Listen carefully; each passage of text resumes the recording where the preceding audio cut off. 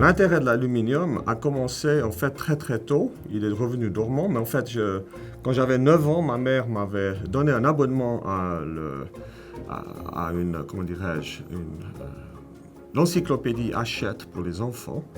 Et il y avait un article sur l'aluminium qui m'avait très plu.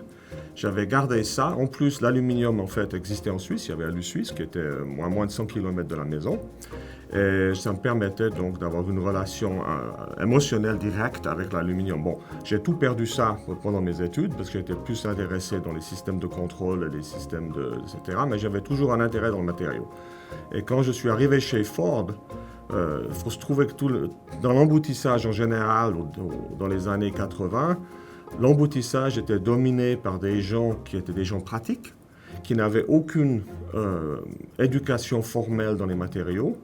J'ai eu l'avantage d'avoir une bonne éducation dans les matériaux. Et quand des questions sur l'aluminium sont venues, tout le monde en avait peur. Et moi, j'étais prêt. Je ne savais pas assez pour avoir peur. Et j'ai pris le sujet. Et c'est comme ça que je suis devenu, en fait, le spécialiste sur l'alu. Ça dépend dans le transport. Il y a beaucoup d'aluminium est employé dans beaucoup de formes. Donc, ma spécialité, c'est la tôle.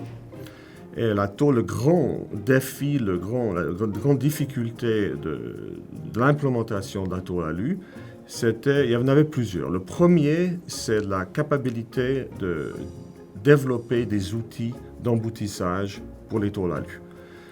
L'aluminium est un matériau qui a une résistance élastique qui n'est pas tellement différente de l'acier, mais le coefficient d'élasticité est 3 fois plus bas que celui de l'acier, ce qui veut dire que les problèmes de ressort, enfin le springback en anglais, c'est le comportement du matériau qui se lève, qui change de forme quand l'outil s'ouvre, est similaire aux matériaux à très haute résistance en acier. Et ça, quand on essaie de faire un véhicule en aluminium, embouti, c'est l'équivalent de devoir faire un véhicule en acier à très haute résistance, et sans l'aide des logiciels de simulation et de conception assistée, c'est impossible. Donc ça explique pourquoi le développement des véhicules emboutis en aluminium ont dû attendre l'apparition des logiciels capables de résoudre ces problèmes. Mon intérêt personnel maintenant a été sur les questions économiques et des questions de sustainability, qu'on appelle ça en français, je ne sais plus quel est le mot, des sujets écologiques en fait. C'est le fait que l'aluminium, on emploie l'aluminium pour des économies de carburant et des diminutions de CO2. Et malheureusement, la production d'aluminium est énergétiquement chargée et la même chose pour le CO2. Alors, il faut tout ce qu'on peut employer comme méthode pour mitiger ces coûts écologiques est importante. Et mon intérêt personnel est maintenant sur le recyclage des matériaux. C'est le sujet de ma présentation l'autre jour.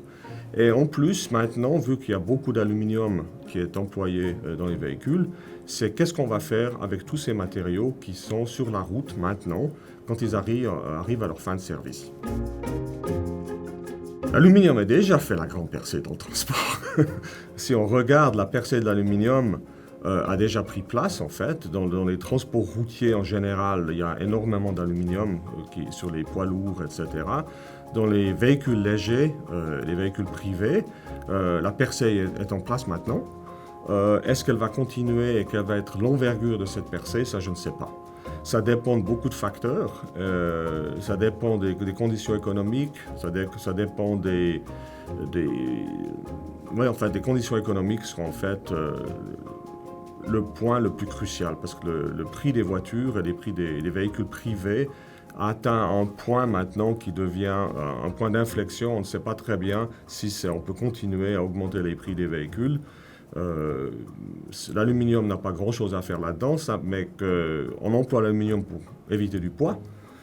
Je ne sais pas combien de temps ça va continuer. Enfin, il y a une belle montée qui continue. Combien de temps elle va durer et quelle sera l'envergure finale, ça je ne sais pas. La meilleure façon de se tenir à jour sur le développement dans l'aluminium et dans n'importe quel sujet technique, c'est de prendre en personne, d'assister aux conférences techniques comme le ICAA 16, qui est le sujet maintenant, les rencontres technologiques et techniques pour échanger les informations, faire des connaissances, etc. Invoquer toutes les relations entre l'industrie et les cercles universitaires, c'est absolument crucial. Et c'est quelque chose qui est en fait très bien fait maintenant au Québec, en opposition de ce qui se passe aux États-Unis, où l'industrie en fait se retranche dans des petits châteaux privés, où les échanges sont en fait limités. La capacité de faire de la production d'aluminium avec des niveaux de CO2 minimisés est importante. Et ça, c'est un des avantages du Québec. C'est un avantage de la technologie, du développement de la technologie de la production d'aluminium au Québec. Et c'est quelque chose qu'il faut absolument soutenir et souligner.